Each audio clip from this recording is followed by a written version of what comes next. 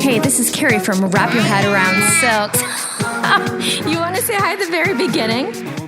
Go ahead, V. Okay, can you talk not when I'm talking? Okay, let's try this again.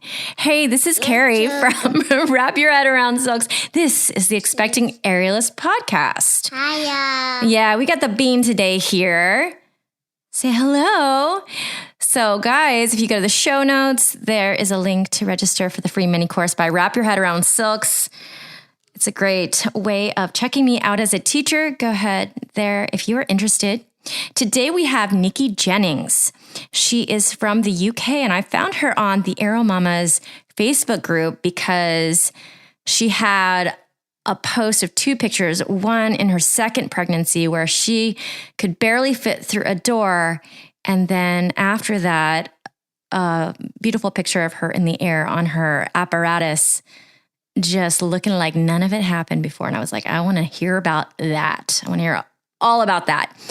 And she shares how she really studied hypnobirthing and decided to take that path with her second birth. And she explains all of it and talks about her experience.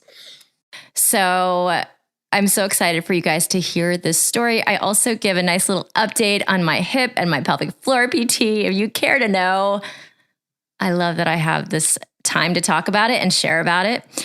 And let's do it. Let's get started.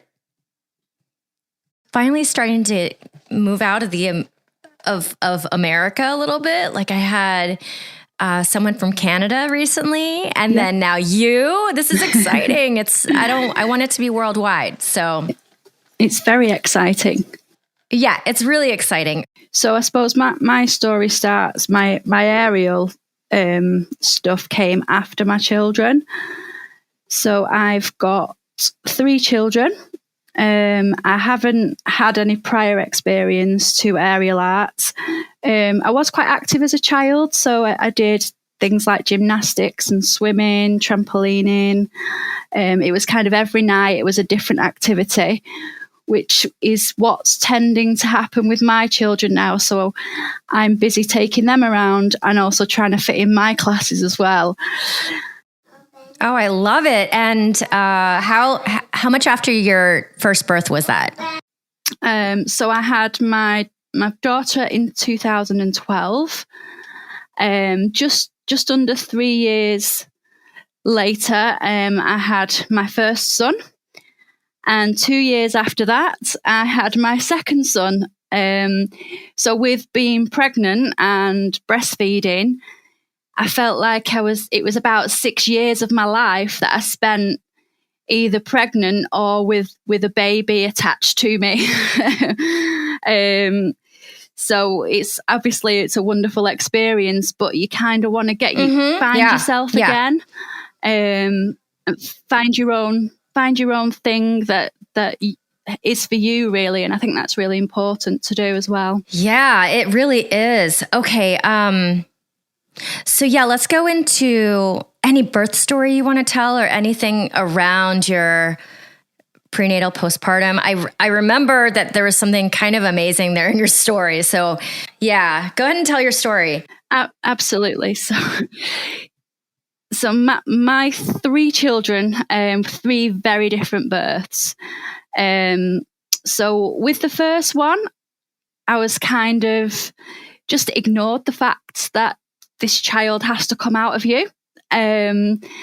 So I just didn't think about it at all. Didn't really do any planning, didn't do any research. And I would advise anyone not to do that. Because going in there unprepared, it was a really difficult experience. I ended up having an epidural with her, and it was a real struggle. So afterwards, I had to have a blood transfusion, and I found that the first few months really, really difficult, just because of the birth, and I got an infection afterwards. I didn't really want to stay in hospital and have the blood transfusion because I just didn't really know what I was doing. And I was quite scared, really. And I just wanted to get home and be at home. And it wasn't really the right thing to do. So going into my second pregnancy, I did it very, very differently.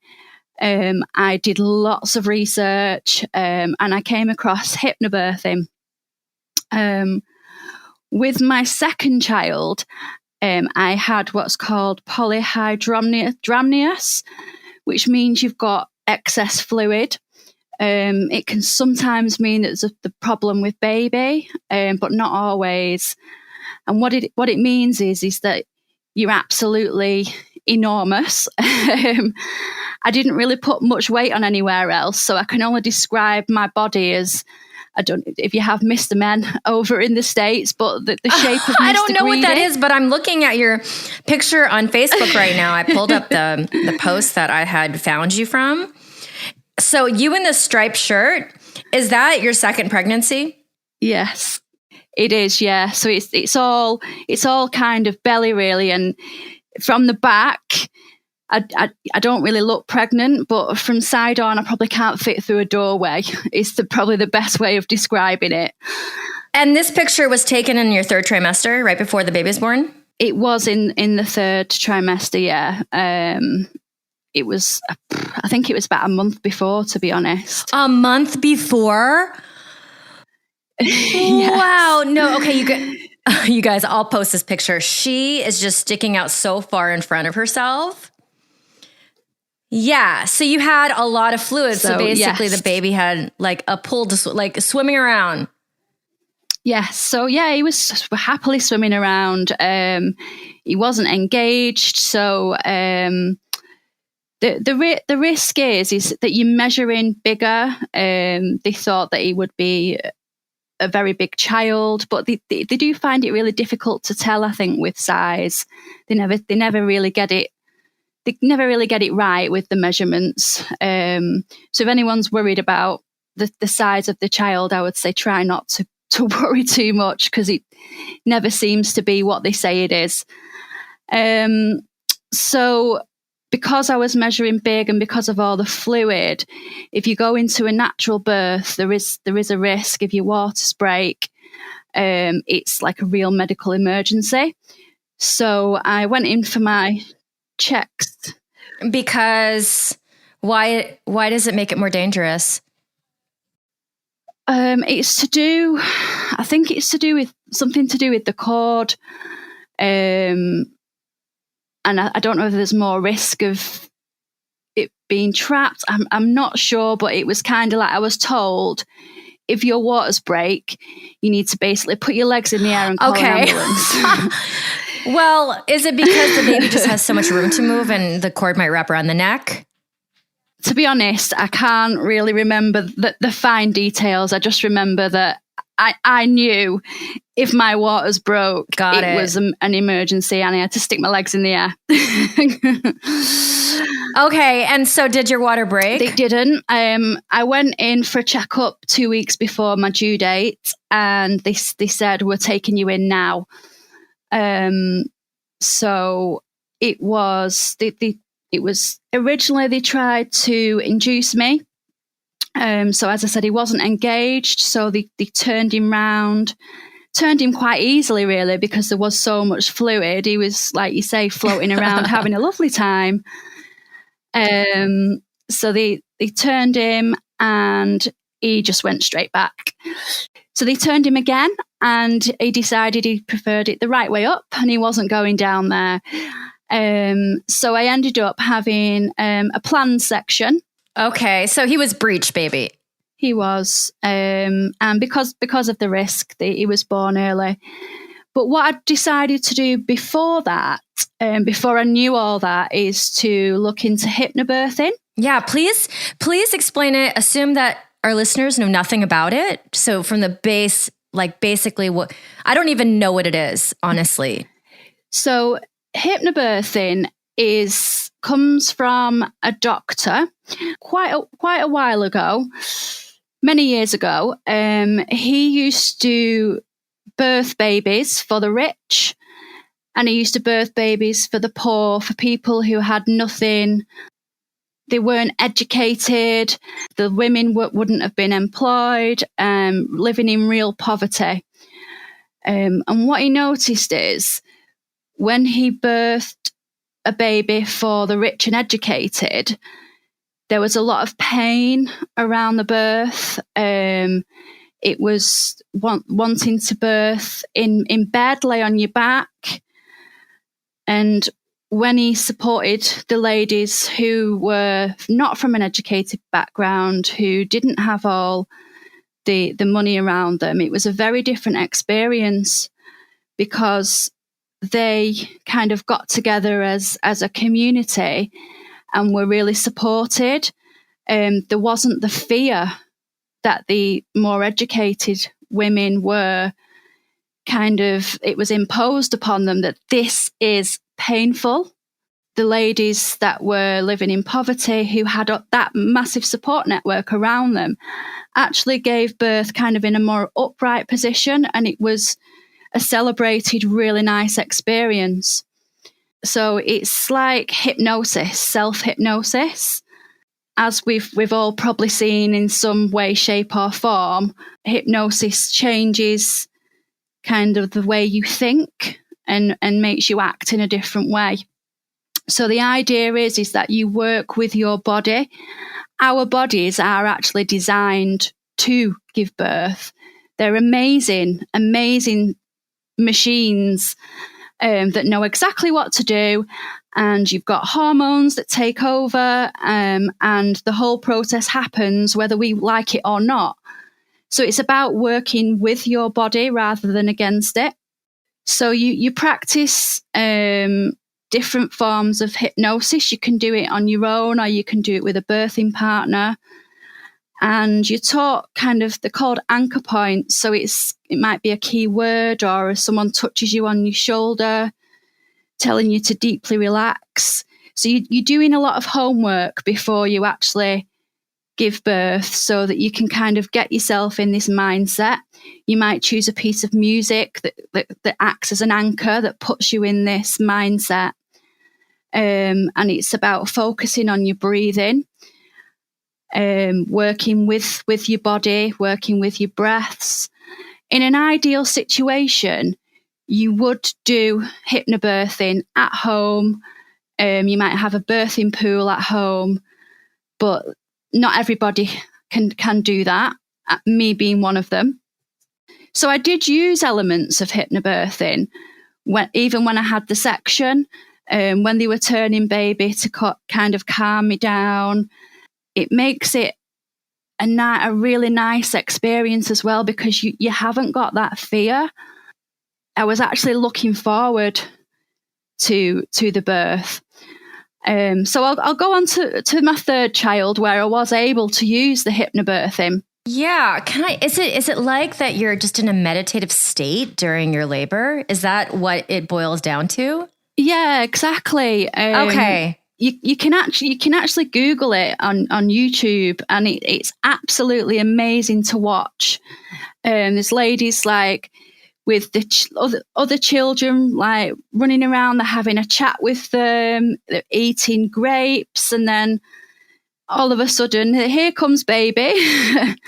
And it's just a totally different experience. So baby number 3, I was really looking forward to the birth, which is vastly different experience from my first child, where I'd kind of gone, oh, this is really scary. I don't want to know anything about it. I'm going to not think about it.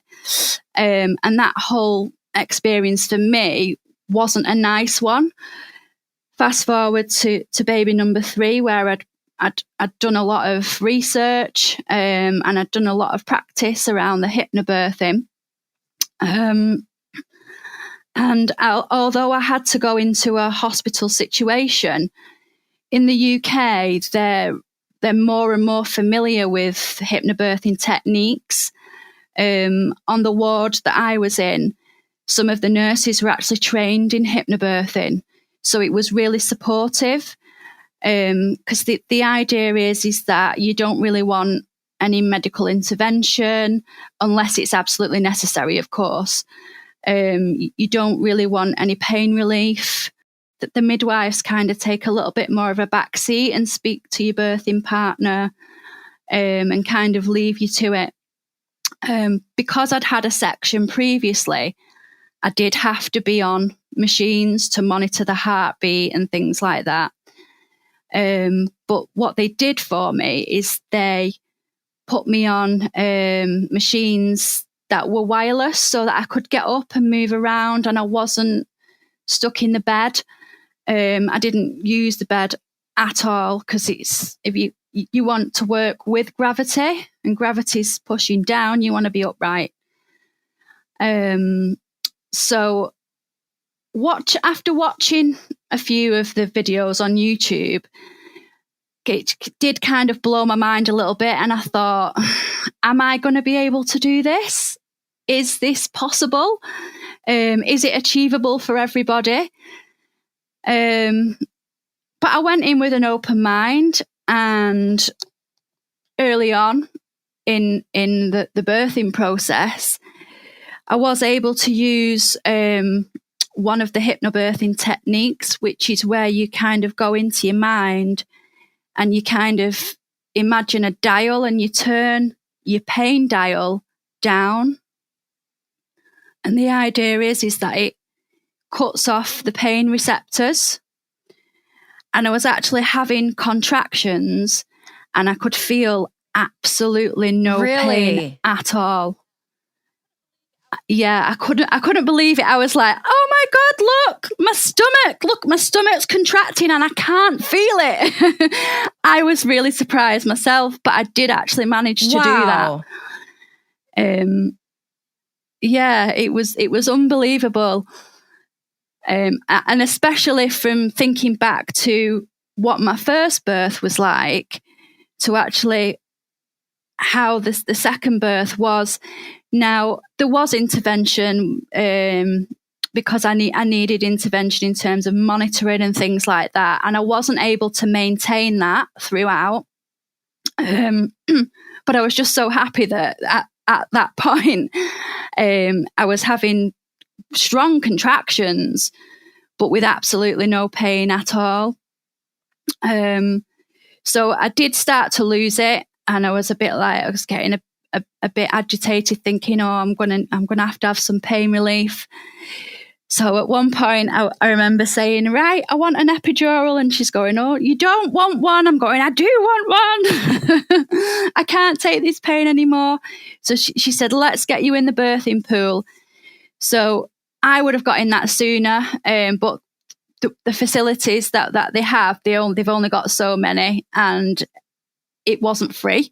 So as soon as it became free, she walked me down and got me in the pool, and I was able to get back in that zone. And he came along, and I really enjoyed the whole experience from that point of giving birth. It was just amazing, and I was able to control the pain. Still had some pain. Pain's probably not the right word to use if you're talking about hypnobirthing. They'd probably tell me off for that. But the third birth was a very different experience, and I really enjoyed it. And I just look back at it and I think, wow, what an amazing thing to have done. And it really helps as well with the bonding process, because the first time I was feeling so poorly and so tired, and this time it was just a real joy. So yeah, if you haven't heard about it and you're interested in it, please do look it up, because I would recommend it to anyone. It's just completely changed my experience of childbirth. Niki, okay, I'm going to ask you some hypnobirthing for dummies questions, because I am admittedly very uneducated about this. So when I see hypnotists on TV, they've got their subject completely in a state of unconsciousness, right? This is what you see on TV. It's like magic, like they are under somebody's spell. Can you kind of speak to that myth? It's kind of putting yourself in that zone, in that mindset that you need to be in. So nobody's doing it to you. And there's different scripts that you can listen to or talk through, and you practice it, and the more you do it, the easier it gets to kind of get in that zone.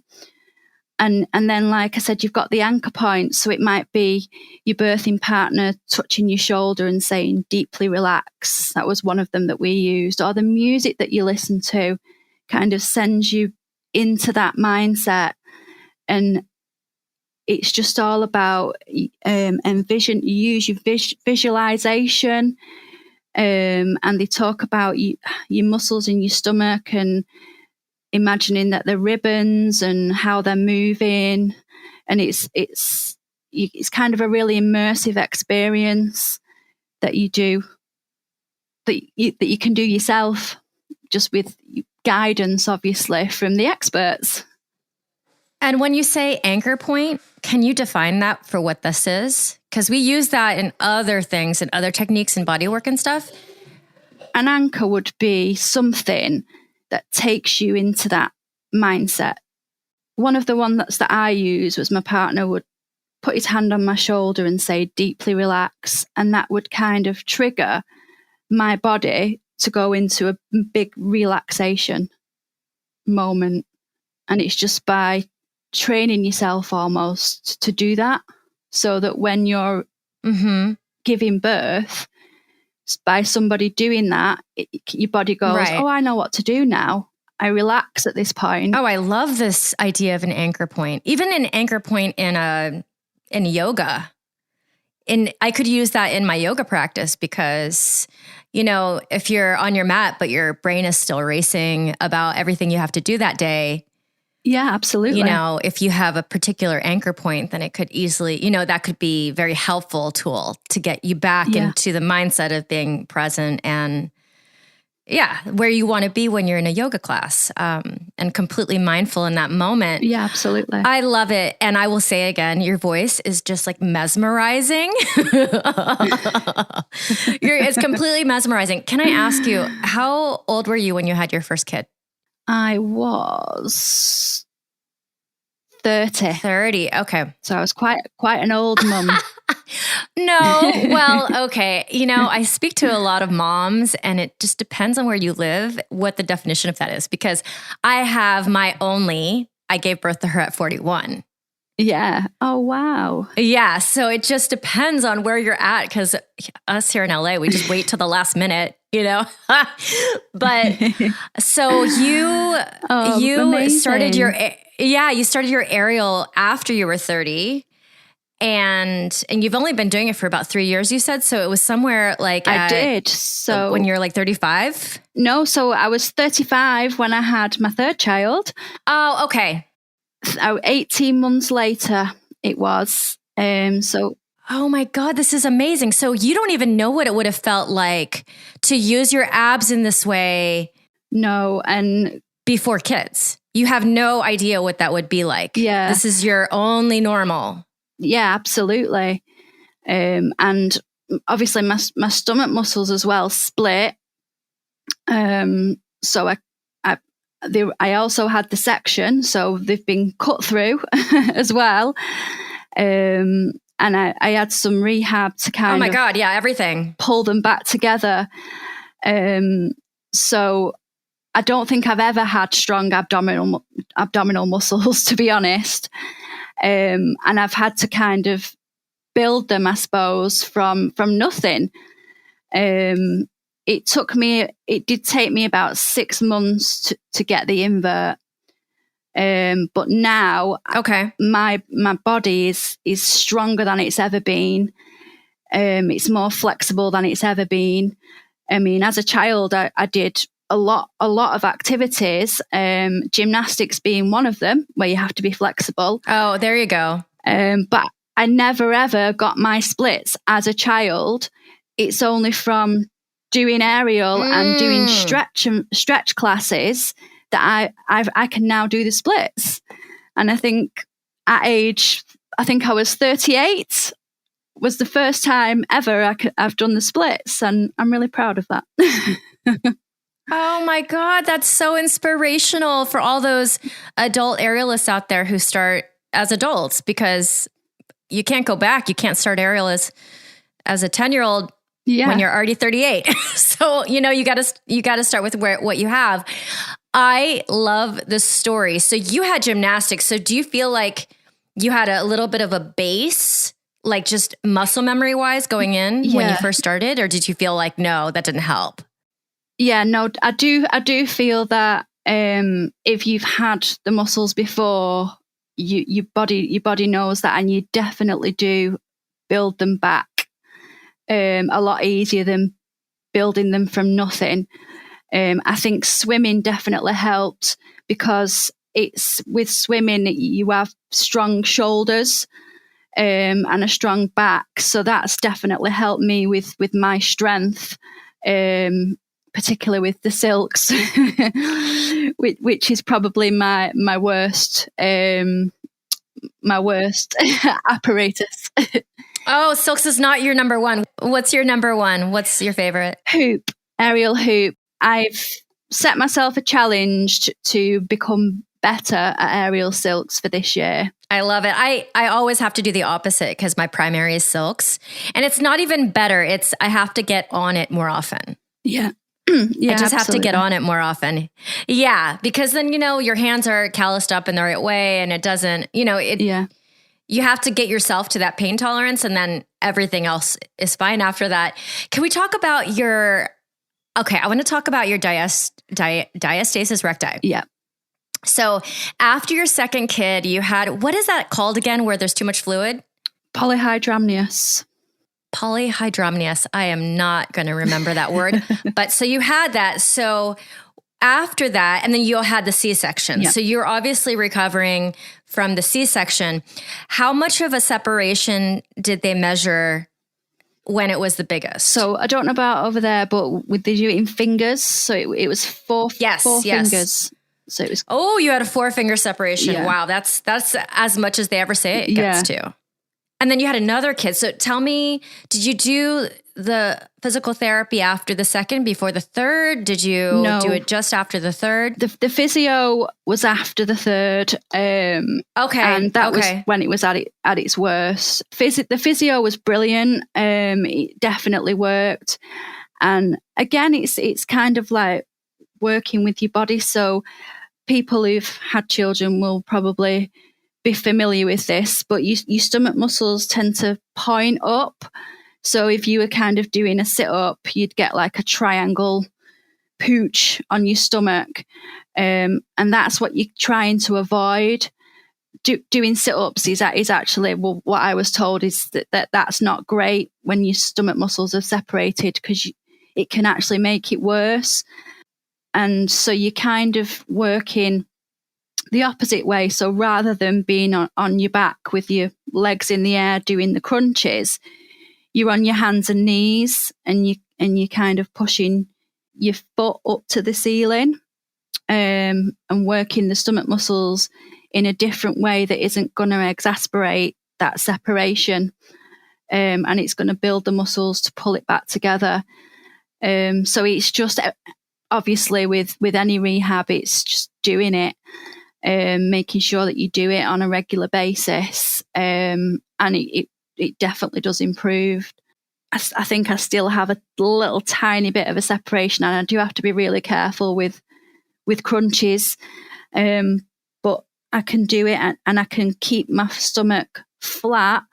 When I get tired, I notice it starts to kind of bulge out in the middle, and that's when I know to stop. So it's just about finding the right exercises and doing them, and it brings everything back together, and I'm probably stronger now than I've ever been, especially with my abs. Like I said, I don't think I ever had abdominal muscles. So yeah, there's hope for anybody. Yeah. Did you also have any pelvic floor issues associated? They did give me pelvic floor exercises to do at rehab. But no, not really. I was quite lucky in that respect. Yeah, I actually I've been talking about this on the podcast a lot. So here's the update. Basically, I've been having like right hip issues. Like it just feels like I had a torn labrum at some point that I never knew about. It's just like chronically kind of giving me trouble. So I got an x-ray, found out that I have a shallow socket on my right side. And that apparently can just lead to some pain. So shallow socket meaning like the socket is not as deep as it should be. Yeah. And then I have some pelvic floor issues. Like I pee a little bit when I cough. And it's been 2 years since my baby was born. So I just started physical therapy a couple weeks ago. And between the first session and the second one, because I had them like about 2.5 weeks apart, it was just the scheduling, my incontinence is gone. Wow. In 2 weeks. That's amazing. And I was not, it's really good. And I wasn't even like completely following all of her directions. Like she asked me, I was like, okay, this is not going to happen 3 times a day. She asked me to do one of the exercises 3 times a day. And I was like, oh my God, if I do it once a day, I've got a toddler and I work full time. I'm just like, okay, that's unrealistic. But I would only do it once a day, but once a day for, every single day. And I'm shocked at how fast that happened. Yeah, that is really fast. It's really fast. I'm not saying other women would have the same experience, but so now she's kind of upping my exercises. She makes me do this, basically the pelvic floor contraction. And then she wants me to like pull my DR together because I have about a finger separation still. And so she wants me to like draw in my my rectus and then also bring in and up with my pelvic floor. So doing it in a bridge or just doing it laying down, I'm like, I totally got this. Like she put the those little electrode thing on so like it would go in the machine and like show my contraction. I don't know if you ever were given that. Anyways, no. So she put that on me. It's just like, those little electrodes. So she puts it on either side of your butthole and then like on the hip and stuff. And she makes you do the exercises and then the computer shows you your, on the chart, on the graph. Oh, I think you're a lot more advanced than we are in that department. No, the computer it's on is like a PC and it looks so old compared to like like my Mac at home. But anyway, so it's showing me the line. I'm like, this is really hilarious for my perfectionism because I'm like trying to hit like the highest amount on the graph. Yeah. Like I just, I'm a perfectionist. I'm like, okay, this is probably not so healthy for me. But so she had me do all the exercises that I had already been practicing for 2.5 weeks, and those are great. Then she asked me, laying on my back, to bring my leg up, just raise my leg, and then as I do a leg circle, like in Pilates, to squeeze my pelvic floor and then release on each circle. I couldn't do it. Yeah. Like I couldn't do it. So I think to myself, because my straddles have been, I've realized that I've just been compensating with my hip flexors and my hip flexors basically. Yeah. And so I'm trying to regress my straddle so that I can do it with the coordination of the pelvic floor because it hasn't been participating. And basically with 100% concentration, I can't even get my pelvic floor to turn on with a small unweighted leg circle. So there's no way it's working when I'm doing an inversion in the air. Yeah. I don't know if I thank you for listening to my story, Niki. But yeah, so this is like, I'm experiencing this right now. I'm giving it a go right now. Are you trying? I'm trying it. Are you on the ground or are you just sitting in your chair? I'm in my chair. I'm straddling. Trying. Is it hard? It is hard. No, right? It is hard. Right? It is really hard. And then, she's asking me to like do it with breath and then do it without breath. So like coordinated breath versus just do it, right? I was like, I'm coordinated. I can do a lot of things at the same time. I'm a dancer. I'm like, I was like squeezing my eyes shut, trying to get this graph to like light up. and like turn everything on in the right place while doing a small leg circle. And my body was like, no. Squeezing everything you've got, trying to get the right place. Yes. I was like squeezing my fist, squeezing my eyes. I was like, oh my God, I'm so grateful for this physio, because, you know, it's really easy to do any movement that we want to do. We can just, our body just makes it happen. Doesn't mean that you're using the right muscles. Yeah, absolutely. Right? It was the same with the physio. It's about isolating and learning about which muscles move which part and how to use them effectively. Yes. And as a postpartum woman, aerialist, I think to myself, how many women out there are doing their straddle and the entire pelvic floor isn't participating, and they have no idea, basically. No, I wouldn't. No idea. No. And then I see some of my younger students who straddle so effortlessly, and it's very obvious to me that their whole system is participating, and they just, it's doing it without their consent or control. It's just working like it should. Yeah. But then the moment, you have a baby or two or three and everything gets disconnected, you have to consciously put it back together, unless you're lucky and it just kind of does it itself, which mine did not. Even though I didn't have a vaginal birth, I had a C-section as well, but enough things got disconnected, enough weight going into my pelvic floor during the pregnancy. Did you feel that during your pregnancy? Did you have any like pubic symphysis or any prolapse or anything because you had such weight in your belly? Do you know what? I'd forgotten about that, actually. I did actually have a prolapse after my first. After your first? After my first. Yeah, so I think I've probably kind of worked on my pelvic floor quite a lot since then. And it is something I'm always conscious of. And I will do my exercises whilst driving or in the shower, or try and do them as much as possible so that I was able to kind of get away with it. It wasn't too bad. I didn't need any medical intervention. It was just a case of do the exercises and see how you go. Do you remember the grade? Don't they do grades like 1, 2, 3, 4? In America, I think. No, I don't. It wasn't too bad. Okay. The physical therapist I talked to about this on the podcast, she said average women have a 1 or a 2. There's very few 3 and 4 grade level prolapse. What did it feel like to you? Did it just feel like you're heavy? I thought, what is that there? That shouldn't be there. That's amazing. I'd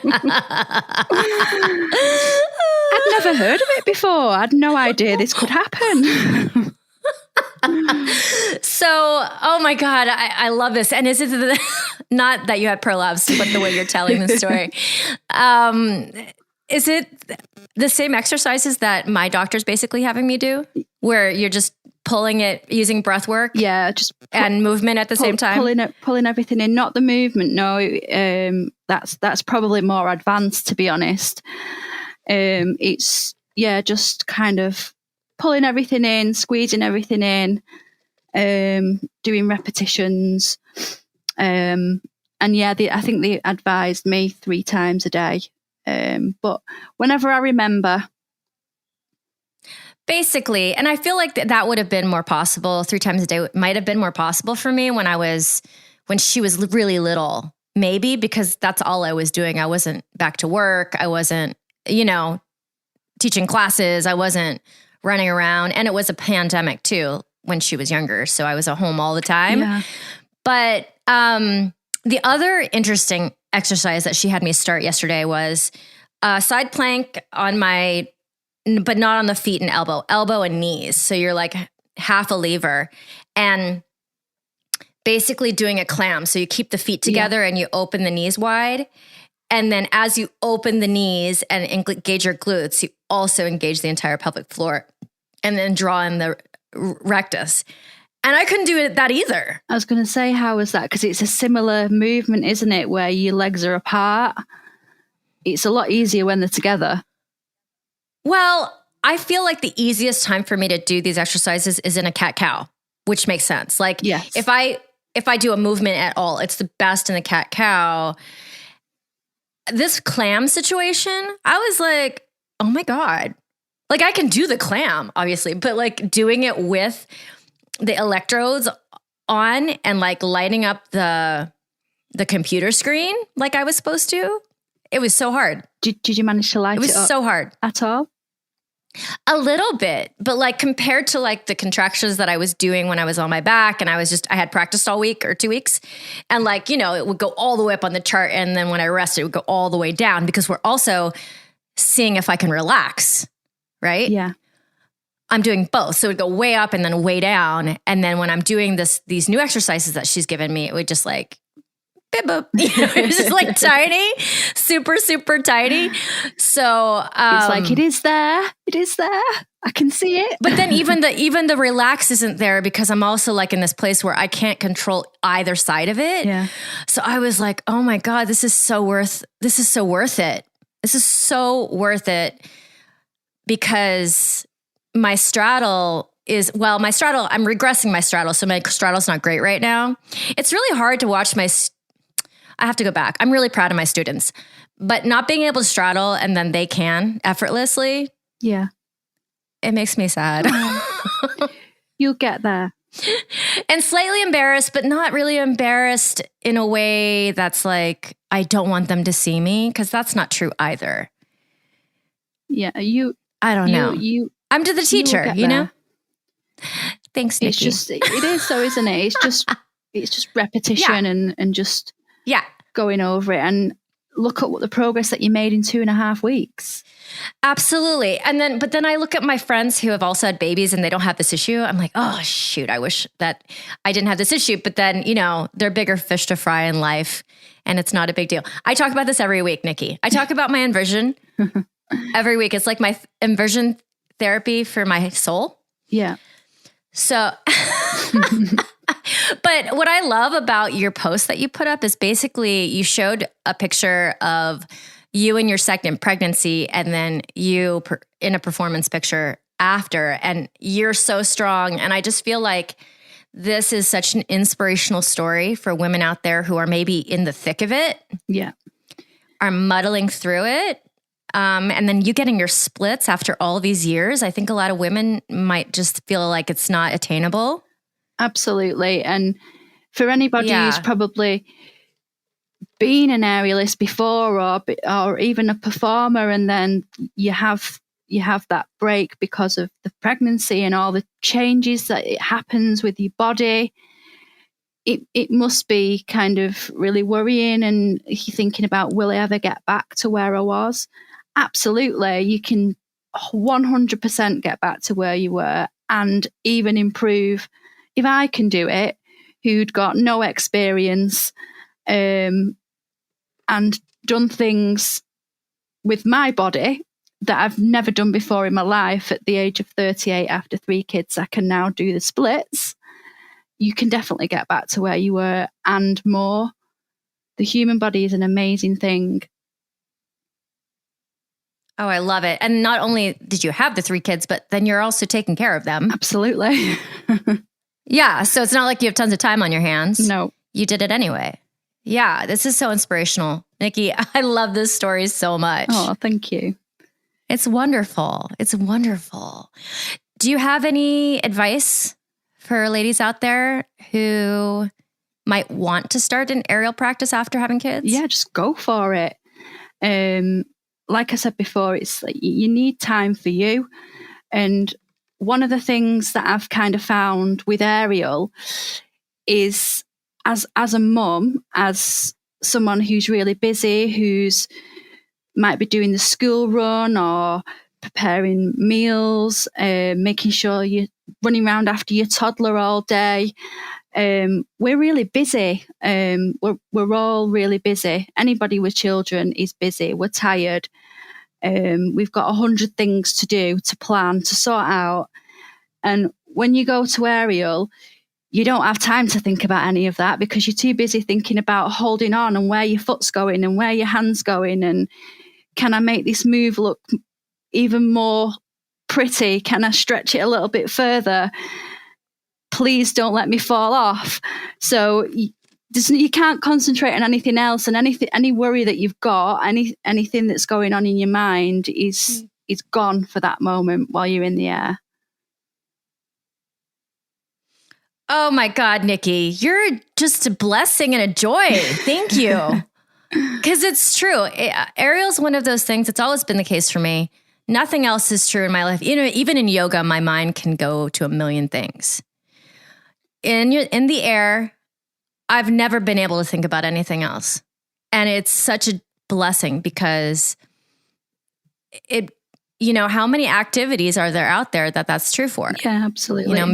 Maybe like my friend says, she's also a horseback rider. She says for horseback riding and aerial, because your life's on the line.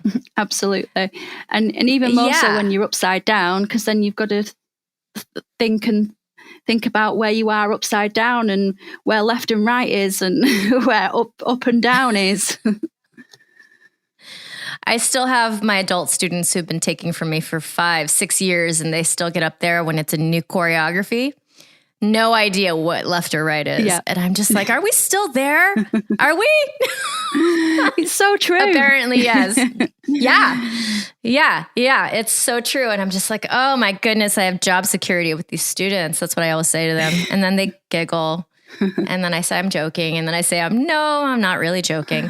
So, Niki, thank you so much for carving out time. I feel like, number one, I'm so excited to go outside the boundary of America. I feel like the worldwide community is absolutely worldwide. And I want to get... Absolutely. And the aerial world is just, it is worldwide, and everybody is so lovely and supportive, and with all the kind of groups and networks that are out there, and just going to a class, I've found that just everybody is amazing. You're amazing people. Yeah. And what I've learned doing this podcast is that I have more in common with every single woman I talk to. Yeah. Than any other, I have so much in common. We have similar lifestyles. We go through similar struggles. We obsess about similar things. So it's wonderful. It's like we have such a, we're women in arms, and we understand each other. So it's wonderful. Thank you, Niki, for being here. Thank you so much, Kerry. Thanks so much to Niki for joining me all the way from the UK. I love your voice. I said it a million times while we were talking, but I love it. And thanks to Asa Watkins for post-production and music. If you go to the show notes, there's a link there for the free mini course by Wrap Your Head Around Silks. Go check it out if you are interested. And if you would honor me with a 5-star rating and review anywhere you get your podcasts. And if you'd like to be on the podcast, go ahead and email me at carrie@wrapyourheadaroundsilks.com. Thank you so much for being here. This is the Expecting Aerialist podcast.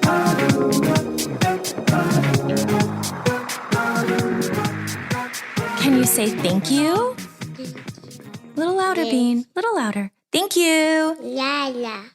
Can you say check, 1, 2, 3? Check. 1, 2, 3. That's very good. That's very good.